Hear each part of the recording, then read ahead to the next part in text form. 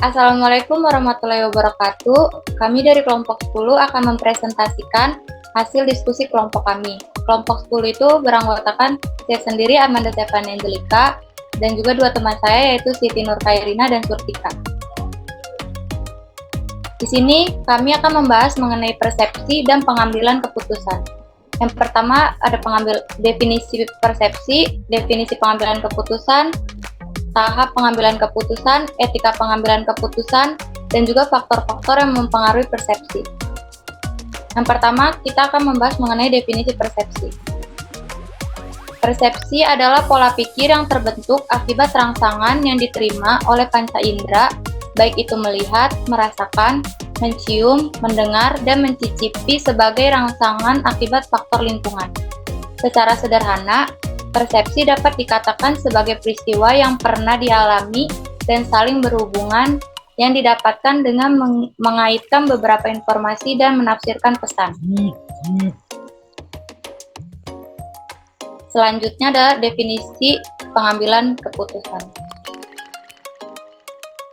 Pengambilan keputusan adalah sebuah proses kompleks yang membutuhkan kemampuan pengorganisasian tujuan, kemungkinan tindakan di masa mendatang, pengetahuan mengenai kecenderungan pengetahuan tentang hasil yang akan diharapkan, dan spesifikasi kriteria yang melandasi pengambilan keputusan.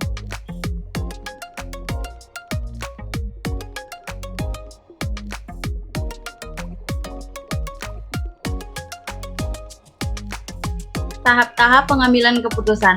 Tahap-tahap pengambilan keputusan guna memudahkan pengambilan keputusan, maka perlu dibuat tahap-tahap yang bisa mendorong kepada terciptanya keputusan yang diinginkan. Adapun tahap-tahap tersebut adalah yang pertama mendefinisikan masalah. Mendefinisikan masalah tersebut secara jelas dan gamblang atau mudah dimengerti. Yang kedua, membuat daftar masalah. Membuat daftar masalah yang akan dimunculkan dan menyusunnya secara prioritas dengan maksud agar adanya sistematika yang lebih terarah dan terkendali. Yang ketiga, melakukan identifikasi dari setiap masalah tersebut dengan tujuan untuk lebih memberikan gambaran secara lebih tajam dan terarah secara lebih spesifik. Yang keempat, ada memetakan setiap masalah. Memetakan setiap masalah tersebut berdasarkan kelompoknya masing-masing yang kemudian selanjutnya dibarengi dengan menggunakan model atau alat uji yang akan dipakai. Yang kelima, memastikan kembali. Memastikan kembali bahwa alat uji yang dipergunakan tersebut telah sesuai dengan prinsip-prinsip dan kaidah-kaidah yang berlaku pada umumnya.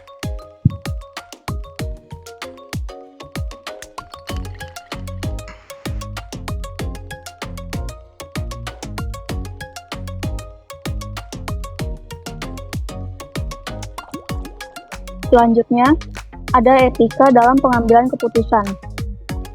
Seseorang dapat menggunakan 3 kriteria yang berbeda dalam pengambilan keputusan yang etis. Yang pertama, ada kriteria utilitarian, yaitu keputusan dibuat semata-mata berdasarkan hasil atau konsekuensinya. Yang kedua, ada kriteria hak, yaitu keputusan konsisten dengan hak dan kebebasan fundamental sebagaimana ditetapkan dalam dokumen seperti dokumen HAM. Yang ketiga, kriteria keadilan, yaitu keputusan yang dibuat adalah keputusan yang mendorong penegakan aturan secara fair dan objektif atau independen, sehingga tercipta distribusi manfaat dan biaya secara adil.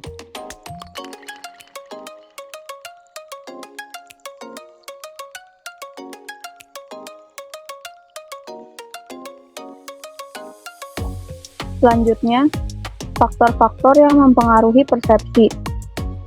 Yang pertama, faktor pemakna. Ada sikap, alasan, minat, pengalaman, dan harapan.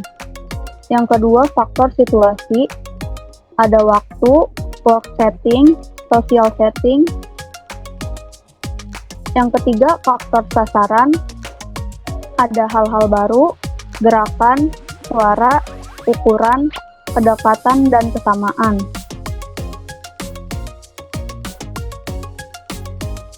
Sekian presentasi dari kami. Mohon maaf bila ada salah kata atau kekurangan. Selanjutnya sesi tanya jawab di WA Group.